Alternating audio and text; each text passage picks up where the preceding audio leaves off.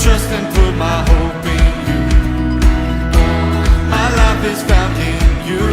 I've got joy like a river, joy like a river in my... Merry Christmas to all of you. Dan bagaimana merayakan Natal? Happy, joyful. Bertambah 1 kilo berat badan. Hari ini beberapa di antara kita juga libur, ya. Pak Agus juga tidak ada bersama dengan kita karena mengunjungi anaknya yang lagi di Shanghai, dan juga ada beberapa di antara kita juga mereka mengambil kesempatan ini untuk berkumpul bersama dengan keluarga, berlibur dengan keluarga. Tapi saudara-saudara adalah orang yang setia, tetap datang untuk belajar firman Tuhan pada pagi hari ini, amin. Ya, kita percaya bahwa Tuhan akan memberkati kita. Saudara, pagi hari ini saya akan sharing tentang the power of a grateful heart, ya, kuasa daripada hati yang bersyukur. Ya, kita tahu bahwa situasi pada saat ini, ya, kalau kita lihat flashback tahun 2024, banyak hal yang terjadi. Ya, banyak hal yang terjadi, up and down, ada yang sukacita, ada yang kedukaan, macam-macam, ada tantangan, ya, ada yang banyak yang kita bisa bersuka cita karena kejadian-kejadian itu. Nah, jadi saudara kita bisa melihat bahwa apapun yang saudara alami selama tahun 2024 ini, ya, marilah kita melihat tidak seperti apa dunia lihat. Dunia melihat segala sesuatu yang kurang, ya, segala sesuatu yang kurang. Tetapi jemaat Tuhan, kita mempunyai Tuhan yang hidup, bahwa kita dipanggil untuk bersyukur dalam setiap keadaan, amin. Ya, kalau kita saudara bisa hadir hari ini untuk datang mendengar firman Tuhan, ini ada satu anugerah yang luar biasa. Ya, kadang-kadang kita merasa bahwa ini sesuatu hal yang ya biasa-biasa saja, tapi bagi Tuhan tidak ada yang biasa. Semua itu luar biasa. Kejadian saudara pun, ciptaan saudara itu luar biasa, amin. Ya, kalau kita merenungkan gitu, begitu banyak yang kita bisa syukuri, ya. Jangan kita berpikir yang tidak ada, kita berharap ada, tetapi syukuri dengan apa yang Tuhan sudah berikan pada kita. Kita bisa melihat di sini, saudara, firman Tuhan di 1 Tesalonika 5 ayat 16 sampai 18. Firman Tuhan mengajarkan kepada kita, dan dia katakan seperti ini: bersukacitalah senantiasa, tetaplah berdoa, mengucap syukur dalam segala hal, sebab itulah yang dikehendaki Allah dalam Kristus Yesus bagi kamu. Jika bersukacitalah senantiasa, dan terus juga tetaplah berdoa, mengucap syukur dalam segala hal, itu yang dikehendaki oleh Allah di dalam Kristus, ya, bagi kamu. Nah, bicara mengenai mengucap syukur dalam segala hal, ini bukan berarti bahwa kita harus bersyukur dalam segala hal yang terjadi dalam hidup kita. Nah, tapi yang dimaksud di sini adalah bagaimana kita melatih jiwa kita menumbuhkan sikap bersyukur dalam setiap situasi. Belum lama ini, ya, kami kehilangan ayah mertua, ya, usia 86, 87. Dan beberapa minggu lalu, ya, kalau salah minggu lalu, juga kehilangan salah satu jemaat yang sudah lama, usianya juga tidak muda lagi. Ya, kita tahu Pak Alex yang pernah juga datang juga, dan itu jemaat di Kuningan lama bersama-sama dalam satu live group dengan kami. Ya, kalau kita melihat situasi seperti itu, kedukaan itu bukan sesuatu hal yang kita perlu syukuri, kan? Jadi kenyataan yang memang ada saat-saat di mana situasi memang harus terjadi seperti itu, yang kita tidak bayangkan atau tidak kita harapkan, tapi itu terjadi. Nah, sulit untuk kita bersyukur kalau hal-hal itu terjadi dalam kehidupan kita. Tapi firman Tuhan mengajarkan untuk bersyukur pun kita harus beriman. Ya, kita harus beriman. Bukan kita mengerti dulu baru percaya kan? Tetapi kita harus percaya dulu baru nanti kita mengerti. Nah, itu yang terus diajarkan. Firman Tuhan mengatakan di Ibrani 11 ayat 1. Yes. Berulang-ulang kita mengajarkan tentang iman. Iman itu apa? Iman itu adalah dasar dari segala sesuatu yang kita harapkan. Bukti dari segala sesuatu yang tidak lihat. Nah, bagi cara berpikir logika dunia ini doesn't make sense. Ini bukan sesuatu hal yang masuk akal. Memang iman itu tidak masuk akal. Jadi kalau kita mengatakan bahwa kita harus lihat dulu situasi baru kita syukuri, dan kita memilah bahwa ini kita perlu syukuri, ini tidak perlu kita syukuri, bukan itu yang diajarkan di dalam firman Tuhan. Untuk bersyukur pun kita harus beriman. Ya, dan ayat yang ketiganya dari Ibrani 11 itu karena iman kita mengerti, dan selanjutnya karena iman baru kita mengerti, bukan terbalik. Jadi percaya dulu, kemudian sedikit demi sedikit Roh Kudus akan memberi kita penerangan. Ya, ketika iman kita bertumbuh, pengertian kita pun akan bertambah pula. Nah, mungkin situasi yang hal-hal kedukaan pada awalnya kita tidak mengerti, bahkan kita bisa bertanya, kenapa hal-hal yang tidak baik terjadi kepada orang-orang benar? Pernah juga mungkin saudara mendengar seperti itu. Why bad thing happen to good people? Ya, kadang-kadang seperti itu. Nah, tapi kalau kita mulai merenungkan, sewaktu kita terus merenungkan ini, kita akan mengerti yang sepertinya kelihatannya itu sesuatu yang buruk, Tuhan membalikkan itu menjadi kebaikan bagi kita. Sewaktu kita mulai melihat dengan kacamata iman kita, maka hal-hal yang terjadi walaupun kedukaan, sesuatu hal yang sepertinya tidak kita harapkan terjadi dalam kehidupan kita, itu bisa membalikkan kita untuk melihat sebenarnya ada terang di belakang semua itu. Nah, inilah yang Tuhan mau mengajarkan kepada kita. Ketika iman kita bertumbuh, nanti kemudian kita pun bisa mengerti apa yang terjadi. Walaupun itu sepertinya kedukaan, sepertinya sesuatu hal yang tidak kita harapkan sebelumnya. Jadi kuncinya di sini adalah percaya Tuhan. Amin. Percaya Tuhan. Karena Roma 8 ayat 28 berkata seperti ini. Kita tahu sekarang bahwa Tuhan turut bekerja dalam segala sesuatu. Apakah itu seperti baik? Apakah itu seperti yang buruk? Tuhan bekerja dalam segala sesuatu untuk mendatangkan kebaikan. Amin. Untuk mendatangkan kebaikan bagi siapa? Bagi mereka yang mengasihi Dia. Mendatangkan kebaikan bagi saudara yang mengasihi Tuhan, yaitu bagi mereka yang terpanggil sesuai dengan rencana Allah. Saya percaya bahwa setiap kita di sini Tuhan memanggil di dalam rencana Dia yang mulia. Amin. Oleh karena itu, segala sesuatu yang terjadi dalam kehidupan saudara itu seizin Tuhan dan ada maksud Tuhan untuk kebaikan saudara. Amin. Nah, ucapan syukur bukanlah reaksi terhadap situasi, tetapi keputusan mengakui kesetiaan Tuhan di tengah-tengah situasi tersebut. Jadi, kalau kita bersyukur, itu adalah satu keputusan. We decide, bukan sesuatu reaksi terhadap situasi. Mazmur 107 ayat 1 berkata begini, bersyukurlah kepada Tuhan sebab Ia baik, bahwasanya untuk selama-lamanya kasih setianya.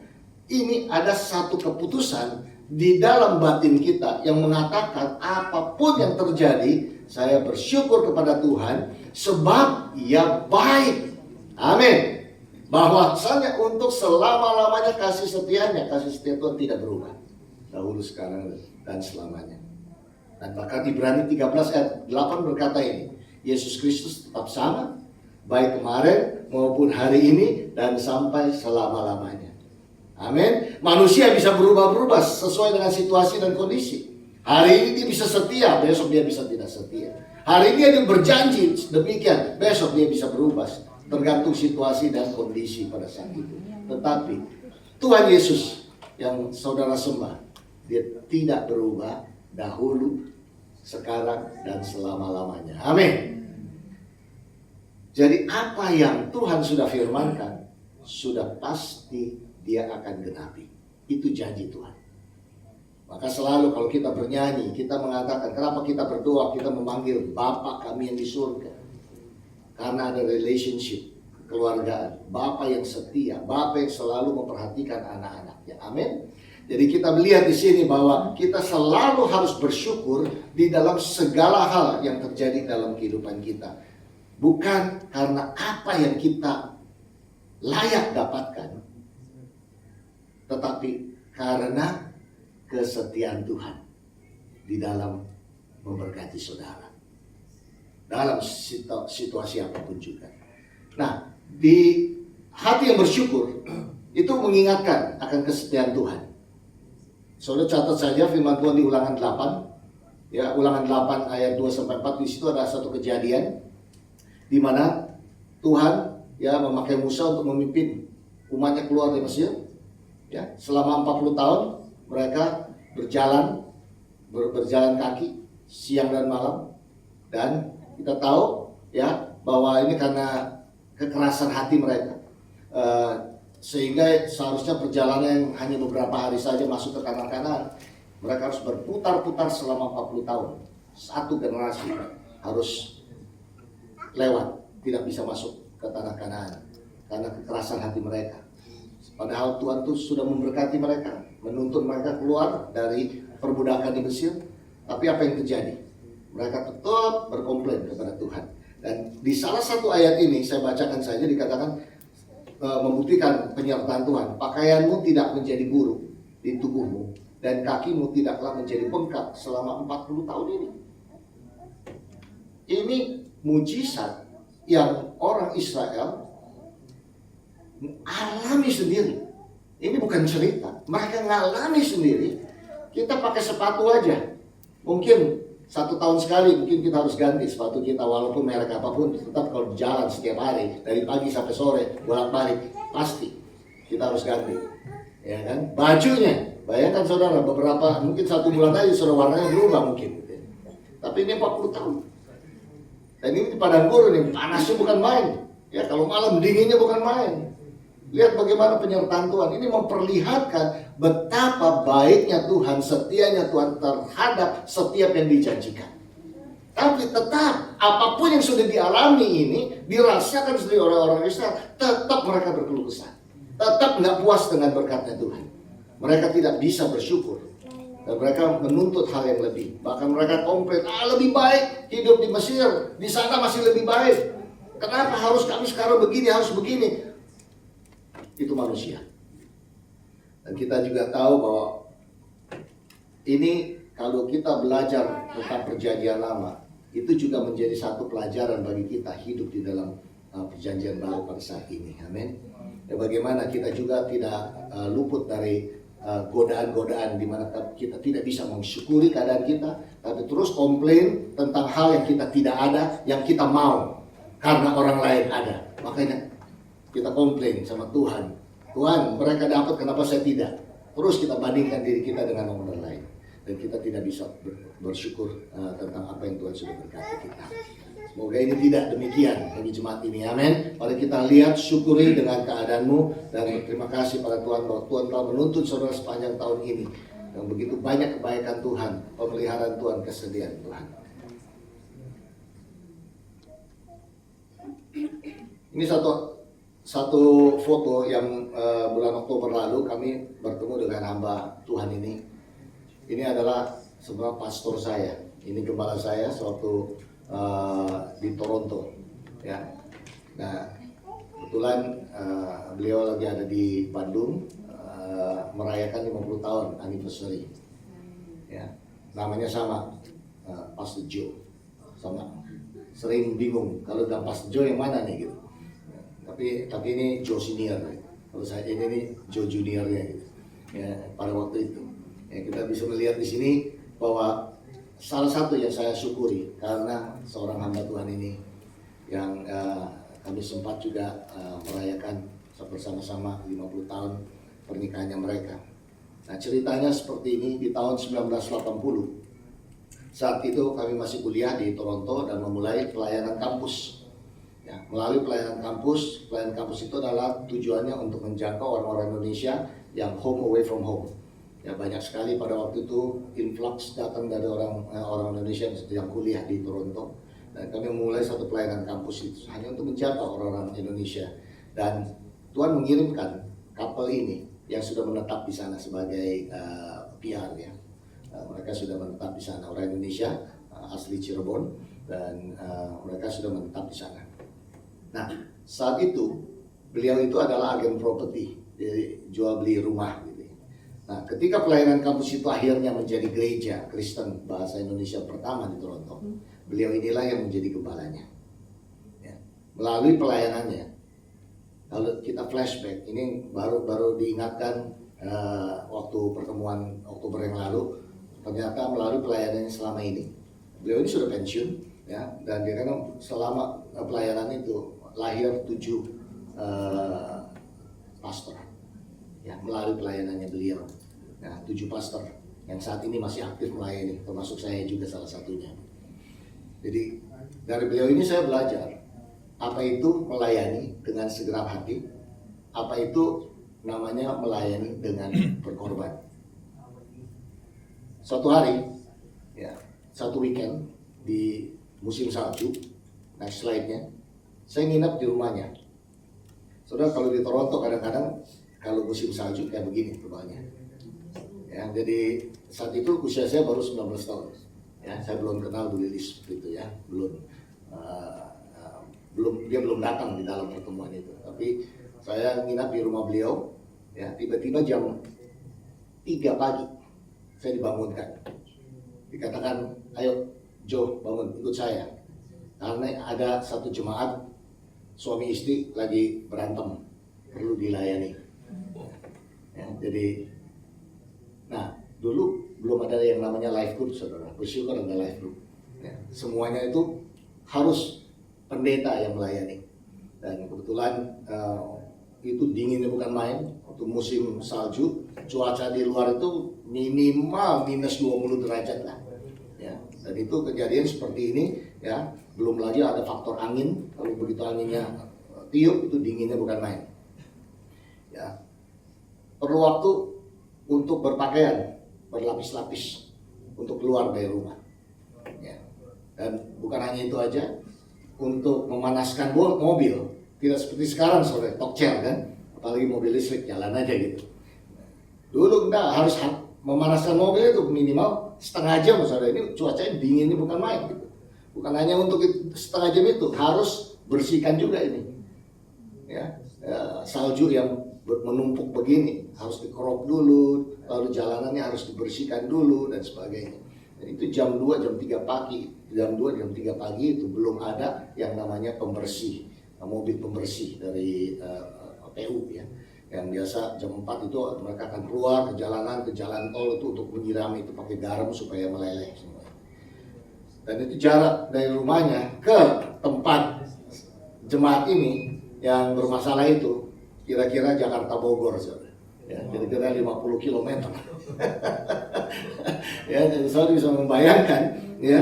Jadi itu kira-kira ya kita jalan naik tol 45 menit lah. Itu kalau jalan itu kan sudah cukup cepat, tapi memang tidak bisa ngebut karena memang sangat licin sekali, itu jalanan sangat berbahaya. Nah, apa yang saya pelajari? Saya melihat bagaimana ini seorang hamba Tuhan ini yang hatinya sungguh-sungguh mau melayani jemaat walaupun jaraknya begitu jauh, jam 2, jam 3 pagi. Bisa saja tunda aja, tunggu pagian nanti jam 6, jam 7. Tapi tidak demikian dengan hamba ini. Ya, hamba Tuhan sungguh-sungguh dia mencintai jemaatnya dan dia melayani, dan saya bisa melihat bagaimana hatinya sungguh-sungguh melayani jemaat. Tapi di satu sisi juga saya belajar, ya, bagaimana perlu mengatur, membangkitkan pemimpin yang lebih banyak. Sampai saya sambil jogging di dalam perjalanan sana, saya bilang, Pastor Joe, rasanya nggak bisa begini terus nih. Kalau setiap hari ada jemaat bertambah, terus masalahnya bertambah, terus Pastor Joe sendiri yang harus melayani setiap hari. Lama-lama bisa kena sakit kuning saya jogging sama dia gitu. Ya, padahal ya perlu kita membangkitkan pemimpin bisa melayani. Nah, sebenarnya itulah cikal bakal suatu saya memulai gereja di Kelapa Gading. dan Tuhan mempercayakan 5 tahun. Saya menggembalakan di Kelapa Gading pada tahun 1990-an setelah saya kembali ke Indonesia. Dan di situ saya belajar bagaimana untuk memperhatikan, memfokus untuk membangkitkan pemimpin-pemimpin supaya mereka bisa melayani, jemaat bisa terlayani dengan baik. Dan sampai hari ini saya bersyukur karena ada impartasi seorang mentor. Ya, tidak banyak berbicara, tapi melalui tindakannya saya belajar bagaimana saya bisa bertumbuh sampai hari ini. Saya tetap bersemangat melayani jemaat di Every Nation Indonesia. Ya, walaupun usianya seharusnya sudah usia orang mengatakan ya waktunya main sama cucu gitu kan. Tetapi baru dikasih tugas baru, makanya bolak-balik saya masih tetap ke Makassar untuk mengembalakan di sana. Nah, kenapa ada kekuatan seperti itu? Karena saya belajar dari mentor saya bagaimana kita kalau melayani Tuhan, ayo kita melayani dengan hati yang penuh dengan ucapan syukur. Amin. Dan kalau saudara mendengar hal ini, terutama saudara-saudara yang masih muda di sini, jangan komplain, oke? Kalau ada sedikit ekstra harus bangun pagi, ayo bangun pagi gitu. Jangan ada alasan karena saya muda, sekarang kebiasaannya bangun jam 10, jam 11 pagi. Nah, ya sekali-sekali mungkin saya bisa telepon sama saudara gitu, minta bantuan jam 2, jam 3 pagi, ayo datang ke rumah bantu saya gitu. Just joking ya. Oke, saya percaya bahwa saudara punya hati yang bersyukur mengingat kesetiaan Tuhan. Bagaimana Tuhan telah melayani saudara, ya sampai hari ini saudara tetap bisa bersemangat ya berada di dalam jemaat ini. Yang kedua, hati bersyukur percaya rencana masa depan Tuhan. Hati yang bersyukur percaya rencana masa depan Tuhan. Yeremia 29 ayat 11 berkata seperti ini. Sebab aku ini mengetahui rancangan-rancangan apa yang ada padaku mengenai kamu. Demikian firman Tuhan, yaitu rancangan damai sejahtera dan bukan rancangan kecelakaan, untuk memberikan kepadamu hari depan yang penuh harapan. Amin. Yeremia, seseorang yang juga bukan hebat, tetapi ini nabi yang dipakai oleh Tuhan, dan tulisannya, pengaruhnya sampai hari ini kita bisa pelajari. Apa yang Tuhan sampaikan kepada Yeremia? Hambanya itu, dia memberikan janji. Jangan khawatir akan masa depanmu. Rancangan-rancanganku adalah rancangan yang apa? Yang damai, sejahtera, dan bukan rancangan kecelakaan. Saudara percaya Tuhan, saudara berjalan dalam kehendak Tuhan, masa depan itu ada dan masa depan itu pasti lebih baik daripada sekarang. Amin. Kita harus aminkan, kita harus percaya bahwa masa depan kita itu lebih baik dari sekarang. Karena Tuhan yang memimpin, memberikan kepadamu hari depan yang penuh harapan. Apa harapan saudara? Dunia tambah hari tambah parah. Kalau kita baca berita, menyeramkan saudara. Bingung. Mereka nggak tahu, tidak menentu. Tetapi kita yang berjalan bersama dengan Tuhan. Tuhan ada di depan kita. Tuhan memberikan harapan yang baik bagi kita di masa depan kita. Amin. Nah, kita bisa bersyukur karena kita percaya bahwa Tuhan bekerja bahkan dalam ketidakpastian masa depan. Tuhan tidak tertidur, Tuhan tidak terlena. Tuhan tahu persis apa yang terbaik bagi saudara.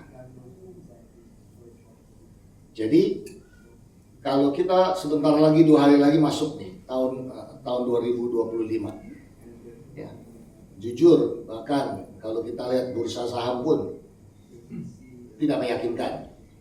Lihat politik tidak meyakinkan. Ya. Peperangan bisa berlanjut, bahkan bisa eskalasi. Bahkan saya dengar kemarin, bahkan dikatakan China yang begitu hebat, ya banyak, berdampak sangat luar biasa pengaruhnya. Mereka sedang mengalami juga yang namanya itu resesi, mulai. Ya, pengangguran bahkan dikeluarkan 20%, itu tinggi sekali walaupun itu tidak diberitakan. Saya tidak tahu ini benar atau tidaknya, tetapi ini ada di dalam berita yang bisa dipercaya juga datanya, tidak sembarangan gitu. Nah, tapi ini akan melihat bahwa sebenarnya tidak banyak ketidakpastian masa depan. Dunia itu khawatir sekali, cemas. Tapi saudara, firman Tuhan mengatakan apa?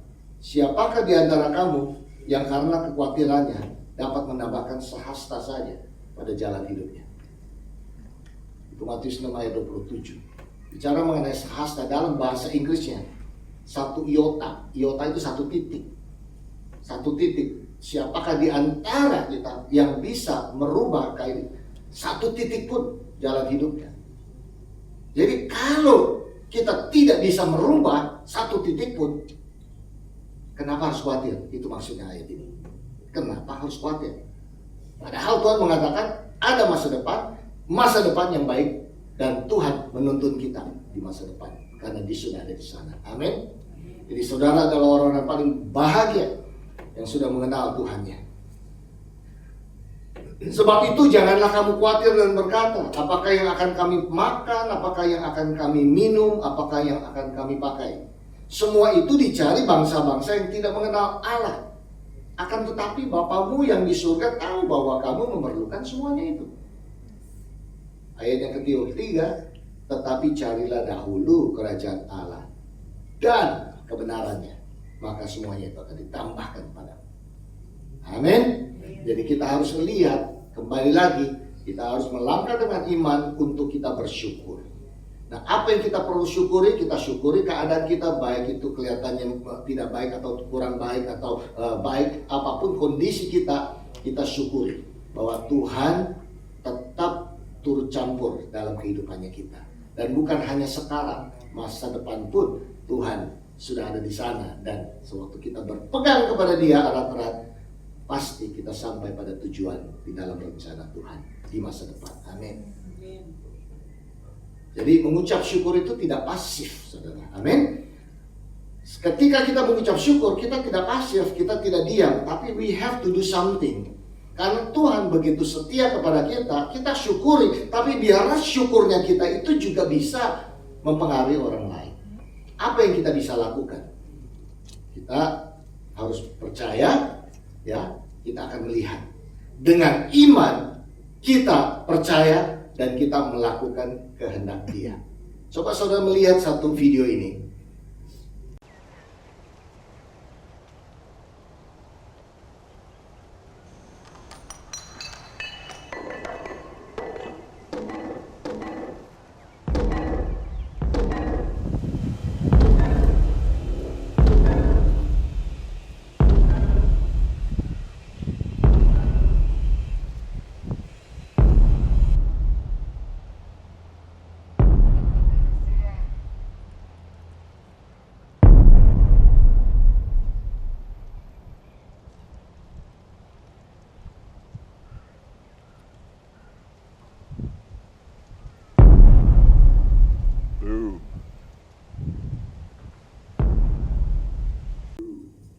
Ya, banyak yang mengatakan ini yang namanya domino effect, ya, atau efek domino. Tapi dalam hal ini kita bisa belajar begini. Seringkali kita berharap tuh sesuatu hal, kita melakukan sesuatu hal yang besar, yang di luar kemampuan kita. Bukan itu yang Tuhan mau kita belajar. Melalui video ini kita bisa melihat, we can do something. Kita bisa melakukan hal yang kecil. Coba bisa melihat dari awalnya bagaimana begitu kecilnya orang, dia hanya menyinggung satu domino yang kecil sekali. Tapi dampaknya sampai melebihi tingginya dia, bahkan melebihi beratnya dia beratus-ratus kali. Dan itu terjadi. Di dalam Tuhan seperti itu. Bahwa Tuhan akan memakai setiap saudara tidak menjadi pendiam. Ya, bersyukur itu aktif, tidak pasif. Kalau bersyukur itu tidak menerima, bless me Lord, bless me. Apa yang saudara lakukan dengan berkat Tuhan itu yang menentukan. Karena Tuhan menghendaki saudara menjadi berkat bagi orang lain. Apa yang saudara bisa lakukan? Bagikan. Apa yang saudara syukurkan? Bagikan. Mungkin hanya memberikan orang makan. Mungkin melayani sebagai asuh menyalami tamu. Apa saja yang saudara lakukan itu mungkin tidak signifikan. Tetapi dampaknya seperti ini. You may never know, mungkin setahun, 2 tahun, 10 tahun kemudian. Seperti halnya yang dilakukan oleh mentor saya ini, Pastor Joy. Ya, sewaktu dia melakukan itu, dia hanya mengatakan, ayo Jo, saya ajak kau temenin saya. Mungkin hanya itu. Tapi lihat dampaknya bagaimana bertahun-tahun kemudian. Saya melayani dan punya pengaruh di Every Nation di Indonesia. Dan saya juga melanjutkan anak-anak saya dan juga orang-orang yang dipengaruhi. Mereka akan lebih hebat daripada apa yang saya lakukan pada saat ini. That's the will of God untuk setiap saudara. Amin. Jadi coba singgung sedikit kiri kanan saudara, mengatakan jangan diam ya. Ayo bersyukur. Bersyukur itu tidak pasif. Nah ya, jadi saudara di gereja ini kita berharap semua ini aktif. Nah, ya, kita aktif, kita melayani, kita lakukan apa yang bisa kita lakukan. Nah, kesetiaan saudara dalam hal kecil bisa berdampak sangat signifikan terhadap rencana mulia Tuhan. Inilah yang dimaksud iman sekecil biji sesawi dapat memindahkan gunung. Ini salah satunya. Bukannya dianya yang memindahkan gunung, tapi apa yang dia lakukan hal yang kecil, dalam prosesnya waktunya Tuhan, gunung itu pindah. Orang-orang yang begitu mungkin sulit mendengar firman Tuhan, tetapi karena kesetiaan saudara yang berdoa setiap hari rutin, bersyafaat, mungkin saudara hanya membagikan kebaikan Tuhan dalam hal yang sederhana. One day orang ini akan mengenal Tuhan. Mungkin juga kita bisa melihat bagaimana orang-orang seperti Paulus yang menganiaya orang Kristen. Tetapi karena ada kesetiaan beberapa orang, akhirnya Paulus dipakai oleh Tuhan secara luar biasa. Dan bahkan sampai hari ini pun tulisannya dia di dalam Alkitab tetap memberkati kita. Amin. Jadi kita bersyukur saudara, kalau misalnya pemimpin saudara meminta saudara untuk melakukan sesuatu, bersyukur. Jangan saya nggak bisa begitu. Ya memang saudara nggak bisa, tapi Roh Kudus bisa. Dan percaya sama Tuhan, bersyukur saudara diberikan kesempatan melayani. Amin. Jadi ini masuk tahun depan pasti banyak volunteer yang mau mendaftar diri, oke? Melayani sama-sama di gereja. Oke, lanjut. Waktu saya sudah hampir habis di sini. Jadi buah dari hati yang bersyukur adalah transformasi rohani. Rasa syukur itu membawa sukacita. Ya, hati yang bersyukur menghasilkan kebahagiaan yang abadi, is a lasting joy. Ada di dalam Mazmur 100 ayat 4 berkata, masuklah melalui pintu gerbangnya dengan nyanyian syukur, ke dalam pelatarannya dengan puji-pujian. Bersyukurlah kepada Dia dan pujilah namanya, sebab Tuhan itu baik, kasih setianya untuk selama-lamanya, dan kesetiaannya tetap turun-temurun. Itu akan ada penuh dengan sukacita, rasa sukacita yang terus-menerus dalam kehidupan kita. Itu buah dari hati yang bersyukur. Dan yang berikutnya, rasa syukur itu akan menguatkan iman kita. Ya. Karena firman Tuhan yang mengatakan kan, hati yang gembira adalah obat. Jadi kita harus memutuskan dalam situasi apapun bersyukur, karena itu akan menguatkan iman kita. Tanpa iman kita binasa semua. Amin. Karena iman kita bisa melihat Tuhan. Waktu Tuhan Yesus datang kembali, apa yang dicari oleh Tuhan? Di manakah iman? Bukan yang lain, bukan berapa hartamu di bank ini dan bank itu. Semuanya sementara, tapi di manakah imanmu? Jadi rasa syukur akan menguatkan iman kita. Roma 5 ayat 3. Dan bukan hanya itu saja, kita malah bermegah juga dalam kesengsaraan kita, karena kita tahu bahwa kesengsaraan itu akan menimbulkan ketekunan. Dan ketekunan menimbulkan tahan uji, dan tahan uji menimbulkan pengharapan. Dan selanjutnya, pengharapan tidak mengecewakan, karena kasih Allah telah dicurahkan di dalam hati kita oleh Roh Kudus yang telah dikaruniakan kepada kita. Saudara, jadi hati yang bersyukur membantu kita bertumbuh melalui tantangan, mengubah kita menjadi murid Kristus yang lebih kuat.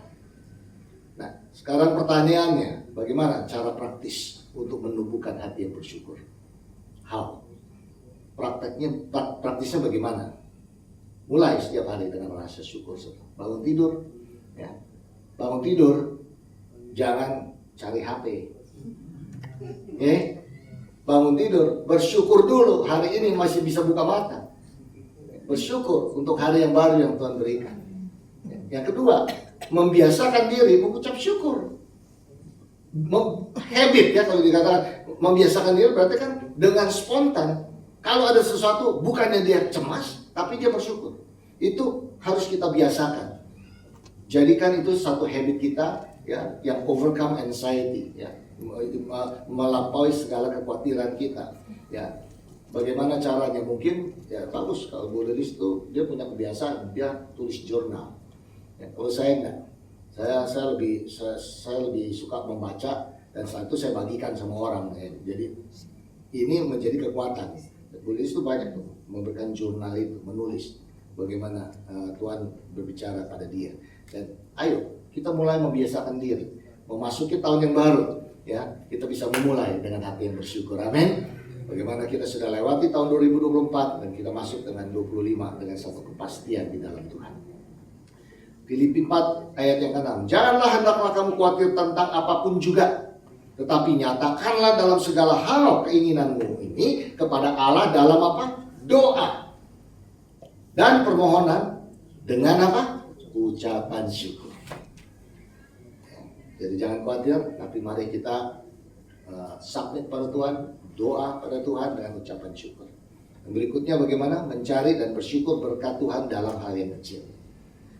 Jangan kita bersyukur kalau halnya sepertinya wah itu yang saya ekspektasi, punya mobil baru, rumahnya mewah, dan mungkin berharap mungkin bisa berjalan kemana-mana sesuatu. Ini semua sementara, saudara. Ini kenikmatan yang sementara. Tuhan mau kita bersyukur dalam hal yang kecil. Bersyukur untuk pasangan saudara. Ya, yang respon cuma yang di sini. Yang lain masih mikir-mikir gitu ya. Bersyukur saudara, pasti saya selalu mengingatkan kepada pasangan yang muda. Dari sejak muda bernikah tidak membangun keluarga, membangun hubungan suami istri. Nanti setelah punya anak dan anak menjadi besar, mereka akan meninggalkan, kembali lagi suami istri akan berjalan bersama-sama. Kalau tidak terbangun hubungan yang sehat, nanti pusing tuh. Semuanya gencatan senjata, tidak bicara. Ya kan? Mungkin tinggal di satu rumah, tetapi seperti orang asing, nggak bisa berkomunikasi dengan baik. Bersyukur untuk pasangan saudara, amin. Bersyukur untuk anak-anak saudara. Ya, walaupun kadang-kadang kita pikir, aduh, anak ini kok bandel banget. Ya itu lihatlah siapa akarnya gitu kan. Kenapa dia bisa bandel? Mungkin salah satu orang tuanya bandel juga. Who knows? Ya, mencari dan bersyukur berkat Tuhan dalam hal yang kecil. Yang saya biasa lakukan adalah sewaktu saya jalan pagi atau kalau ada saat di mana saya menikmati keindahan Tuhan. Ya. Saya suka main golf. Nah kemarin baru diajak ke tempat itu yang belum dibuka, itu daerah Sukabumi. Dan saya melihat bagaimana pemandangan sangat luar biasa, sebenarnya ini indah sekali. Dan itu saya bisa syukuri itu hal-hal yang seperti itu. Ini ciptaan Tuhan. Nah, bagaimana kita lihat hal-hal yang kecil, kita bisa syukuri, amin. Kalau kita bisa bernapas, ya kita harus bersyukur sama Tuhan. Kalau misalnya saudara masih bisa makan apa saja, ya, saudara bisa di mana saja, ya.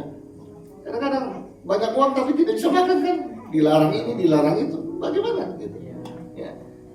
Ya, tapi kalau memang itu kesehatan, memang wajib saudara melakukan hal itu ya. Tapi maksud saya kita harus syukuri dalam setiap situasi kita. Yang berikutnya apa? Berbagi rasa syukur dengan orang lain. Ya, jadi hati yang bersyukur bukan hanya pengalaman personal, tetapi juga komunal. Bagikan dengan orang lain apa yang saudara syukuri. Dan cari kesempatan untuk memberkati orang lain sebagai cerminan daripada rasa syukur saudara. Amin. Saudara lihat, pulang gereja. Saudara ini gereja sungguh-sungguh diberkati. Jarang sekali ada gereja habis makan rohani langsung makan jasmani. Oh, jarang sekali. Saudara, kadang-kadang kita merasakan take it for granted, bukan? Tidak, kita datang ya. Take it for granted, soalnya ya ini hak saya begitu. No, ini anugerah Tuhan. Begitu saudara pindah dari tempat ini, belum tentu saudara dapat makanan lagi. Jadi syukuri. Ya walaupun kadang-kadang makanannya kurang kan. Ya nggak apa-apa, syukuri itu. Nikmati dengan teman-teman kita ya sendiri.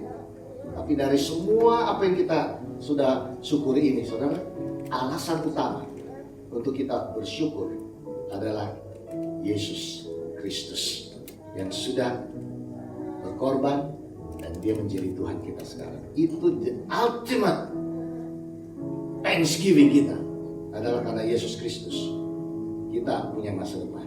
Karena Yesus Kristus kita mengalami keselamatan. Karena Yesus Kristus kita mengalami pengampunan dosa. Karena Yesus Kristus kita memperoleh kehidupan yang kekal. Dan karena Yesus Kristus kita mempunyai harapan kemuliaan. Ya. Amin. Jangan sampai kita lupa seperti halnya ilustrasi di Alkitab orang yang kusta. 10 orang kusta, 2 disembuhkan, 10 disembuhkan, hanya 2 yang kembali kepada Yesus untuk mengatakan thank you Lord. Yang 8 orang, apa mereka lakukan? Mereka melakukan apa yang Yesus katakan. Pergi, perlihatkan dirimu. Sekarang kamu sudah tahir. Kamu harus lapor bahwa sekarang kamu tahir. Karena orang kusta adalah orang-orang buangan, orang-orang outcast dalam bahasa Inggrisnya.